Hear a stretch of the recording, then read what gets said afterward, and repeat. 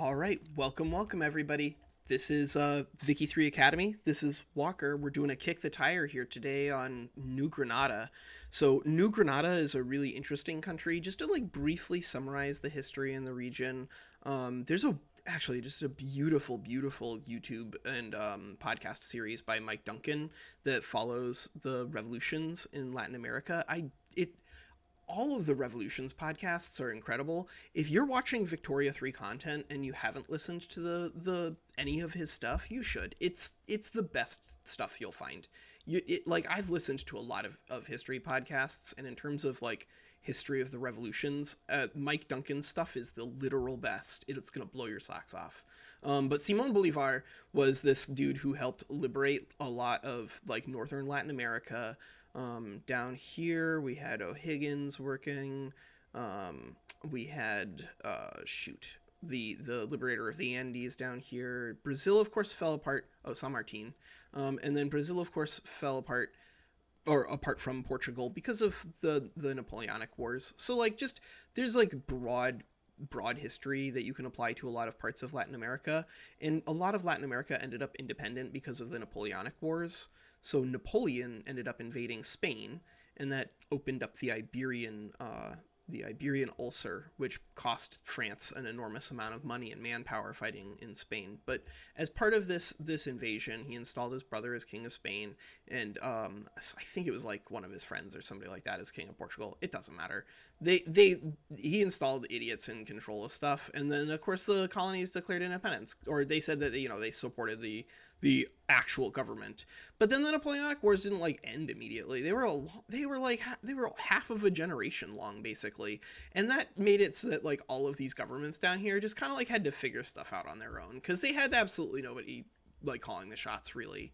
And because of that complete breakdown of authority, the people who lived in South America who wanted independence from Spain knew that was the time to act. It's not like these people did not exist. There was a generation of leadership before Simon Bolivar who had been advocating for independence from Spain since basically the U.S. had gained independence. But this was the time to strike, because Spain was under foreign occupation. And they did. And there was a lot of fighting, and eventually the Spanish were defeated. And that's the story. And so you are the inheritors of Gran Colombia. Your New Granada, that's the biggest chunk. So there are a couple of different chunks of it. Basically what ended up happening is that Simon Bolivar believed in an incredibly centralized government, and he was in the minority there. He wanted a centralized government independent from Spain, and a lot of people wanted a decentralized government independent from Spain. They wanted a federal government, but he wanted a big. If you're gonna play as Gran Colombia, I think it's a flavor fail to not try to conquer all of South America. Because if you're playing Gran Colombia, then you should be trying to live out his vision. And the vision of the man Simon Bolivar, whose legacy you are picking up, whose legacy Venezuela lays claim to in real modernity, Simon Bolivar wanted a unified South America. So you can play the game however you want to. I don't think it's correct to play Gran Colombia without an eye to taking over the entire continent, because otherwise I don't think you're playing right. Don't listen to anytime I say that. If I say you're not playing right, just stop the video. I'm stupid. Just stop the video, leave the channel. Tell your friends to just unsubscribe when I say stuff like that. You play however the hell you want to. I just think that I honestly think that if you're playing New Granada and you're playing with an eye to actually follow your own path, if your goal is to reunify Gran Colombia, where the hell is that? I don't know. I've never actually played as Gran Colombia, so I'm not sure how you can do it. But I understand that there is a way to rebuild it, and it requires you to take control of Ecuador and Venezuela. I don't know. You figure it out on your own. I'm not wasting your time on that front. There's a way to do it. Set up your outliner. That's what we're doing. We're setting up our outliner.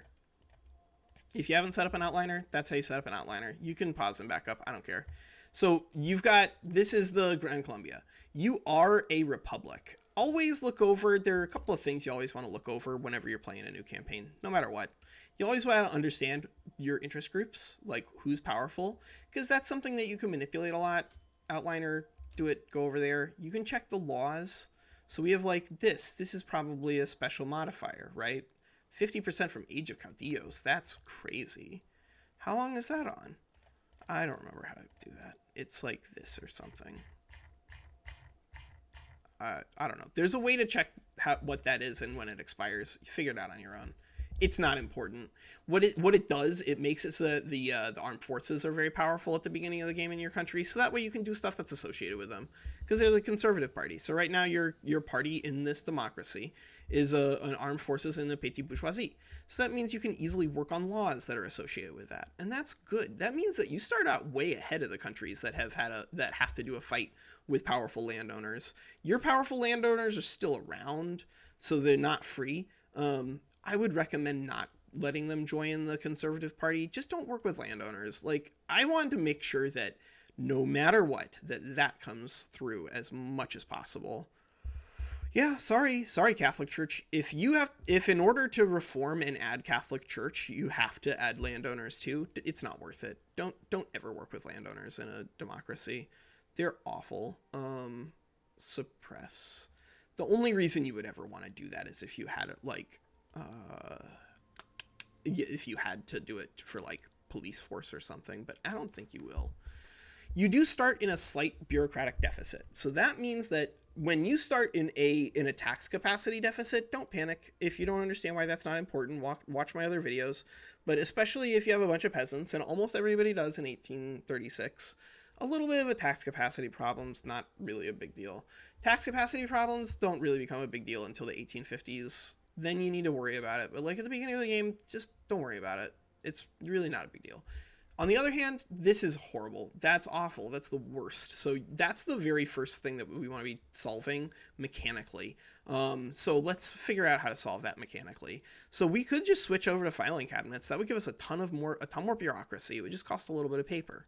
Sure, let's do that. Hey, look at that. We didn't have to build anything. We just had to use our methods of production. And as a country that's this small, I think you're going to have a really fun time learning about methods of production and how you can make the kinds of tinkerings that big countries can make on a small scale and have big impacts. This is probably around the same scale as Cuba, isn't it? Yeah, it is. So in some of the other videos that I shoot, you see me build like a bunch of things all at once, but I want you to understand that your budget's not very big and you cannot afford to do that. So don't do it. Like, build one construction sector. Maybe that's enough. It's probably enough. Don't build 300 of them. You cannot afford them and you'll die. But whenever you notice, hey, I feel like I got enough money coming around, I don't feel that bad, I could add another one, or I could upgrade them to iron, then do it. You can do that. Grow your growth as your country grows. That's what's important when you're playing a small country. Don't lose sight of that. Do not lose sight of that, especially when you're playing a small country, because the faster you can grow, the better. And so at the beginning of the game, you're definitely not going to be able to build more than one construction sector. I don't know if you can even build one. The easiest way to check it, right now we have 52 sell orders and 92 buy orders. You can't even afford it. You need wood. So you have to build wood before you can even build a construction sector. I mean, like, yeah, that's fine. But like that emphasizes check your numbers before you start doing stuff. So here you can also see that there's a state construction efficiency penalty in both of those. So what that means is that your capital is not going to be able to get as powerful as it would be in another country. But that's okay, because again, you're not doing battle with landowners. When you're doing a landowner battle, then the capital bonus is a big deal if you don't know what that means. So in capital states, you get extra 25% migration attraction and infrastructure. Oh, they changed it. It's not. Oh, yeah, there it is. Pop political strength. There's pop political strength bonuses there. So if you have to dilute the strength of the landowners by doing that, you can, and it's a very powerful thing to do. But once you don't have to like do things that require you to click stuff to get rid of things, because I don't think you even start with slavery or serfdom, do you? You start with legacy slavery. All right, so we should get the slavery banned. That's, I think, our first goal. Slavery banned is really good because it just removes more landowner political strength. And I don't know if I don't think I see anything else along the line. No, I don't see anything else that does anything for us. We could do. You generally want to be moving in this direction, just to take a step back. So what I'm doing here is I've looked over the government. This government is fine. I do not want to add Catholic Church or landowners. If I have to add the landowners, I have to bring Catholic Church. After an election, I might be able to just add Catholic Church for free because you can do that, but you can't do it unless you have the little reform wrench up there. When that's going on, you can shift parties around. And I like the Catholic Church. I like everything except landowners at the beginning of the game. And then as your country develops and as your buildings grow, then your ideologies are going to switch around because you're going to build stuff, and the stuff that you build and the different things that you use on in the different production methods that you have. And remember, production methods are how we fixed our bureaucracy. Those are enormously important. As we do all of that stuff, the ideology groups the interest groups are going to naturally drift because the people that you have alive in your country, they're going to naturally drift too. This game's incredible. There's really so much about this game that's incredible. It's not done yet, but that doesn't matter. I hope that you understand that does not matter. Like the game's incredible in its current state. And I can't wait until they add 3 years of DLC to it. I really can't. I'll buy every single one of them. Cuz holy crap, there's so much stuff here. There's just so much stuff here. And not in an overwhelming way. I love it. I absolutely love it. I can't just talk about how much I love this game. I need to talk about New Granada. Where are we? We're 11 minutes in. All right, 3 more minutes. So let's just do a brief building. I started talking about this and then got distracted. The resources that are important at the beginning of the game are as follows. You need to make sure that you have wood inexpensive before you start building stuff, which is why we really actually should not even bother to build a not 5 infrastructure. Wow. All right, how much infrastructure do we have? We only have 2. We have 2. All right, well, we can do 2, and we're doing this, by the way, with a special thing on. There's this building thing here. This is a decree. Always follow wherever you're building with your decree, with your road maintenance, because you can't build. That's important whether you have 1 construction, 0 construction, 1,000 construction. Just follow it around. If you can do that, you'll build stuff a lot faster. And then I think you build the 3 here. Holy crap. And then you got to deal with the fact that all of your other locations have this Andes modifier. The state construction efficiency is going to really hurt your development, unfortunately. And so what that means is you might want to try to figure out a way to overthrow these guys pretty quickly. So what do you have in terms of your military law? You have a professional army right now. That means you have a smaller than normal conscriptable pop base. It might be worth it to reroll until you get pacifists. Because with pacifists here, then they're going to be happy to switch from professional army to national militia. And then you can have a size 25 army. And if you don't understand why that's going to let you just like make people do stuff for you, like if we had a size 25 army, we could make puppet on Venezuela immediately. How big is our army? It might be worth it to just do that. All right, so we have a size 17 army, including conscripting battalions right now. It might be worth it to just literally start the game with a make puppet here. 7.7 infamy, that's fine. I think that's probably literally what you do. And then don't take provinces from them. I'm just going to show you like how to write a peace treaty here too. So a peace treaty is like what happens what happens when you start a Diplo play is that this is the primary goal. And if they back down, it's what you'll get. And then they'll come up with a primary goal. And if you back down, it's what they'll get. And occasionally when you're playing these small powers, great powers will intervene and they will say, hey, you can't puppet stuff. But if all they asked for in exchange is war reparations, sometimes that's worth just giving to them. You back down rather than fight. Because if you fight, you're going to lose against a great power until you get strong enough. You will. I guarantee it. And so just don't waste your time. Like, just give them war reparations and move. But like, I think here, so like the Netherlands, they're not a great power. They're 20 mobilized battalions. And so if you start probably with a technology. Yeah, you start with mandatory service. You start with mandatory service and guns. I can't imagine that you can't do this. I'm not going to show you 100% of the thing because it's 15 minutes now. But I guarantee you that if you keep an eye towards generating the resources that you need in order to get these line infantry with cannon artillery into the enemy, and let's see what happens if we do a full mobilization. You know what? I'm just going to do that. We'll just do that. I'm just going to do a full mobilization. And that's going to be the end of the video. I'm not going to do any other planning here other than the military attack. And then we'll just see how the battle goes. There will be ways to improve your ability to fight, I promise.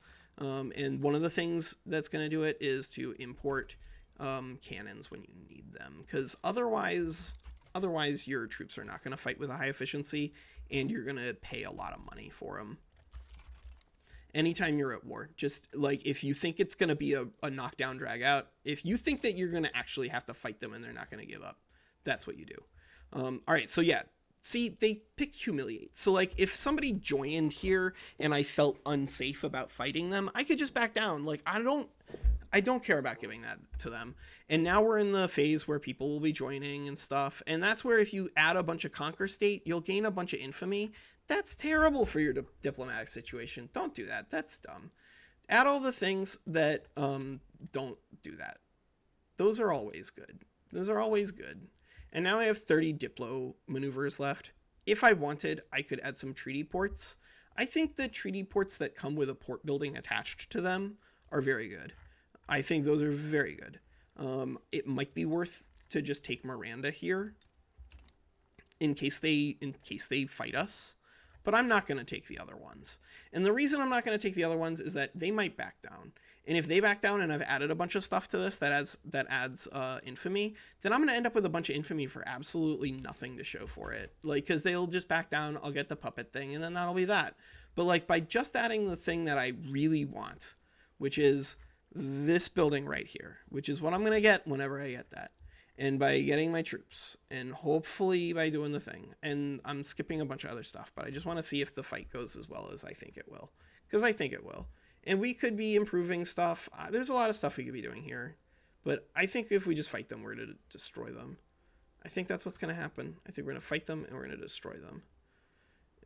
So you can also, while that happens, we'll talk about trade. So like here, for instance, you have plus 124, just remove this. This means that if anybody wants to come by and buy it, they absolutely can, but they can never sell us any. And so this is just going to encourage the AI, if they need sugar, to come and find it here at We Play Games. If you need sugar, come to We Play Games. I would probably not do any of that stuff. You need to balance for paper. What are you using your trade routes on? Are you using trade routes on? Oh, yeah, look at that. Venezuela just backed down, right? That's the video. Venezuela just backed down, and that can happen. That absolutely can happen. And then you just do that. I think if New Granada has Venezuela and Ecuador, that you can just form Gran Colombia. I believe that is the mechanic. I don't know. You figure it out on your own. Let me know if this video is helpful, even though I was not. That's Walker. Take care.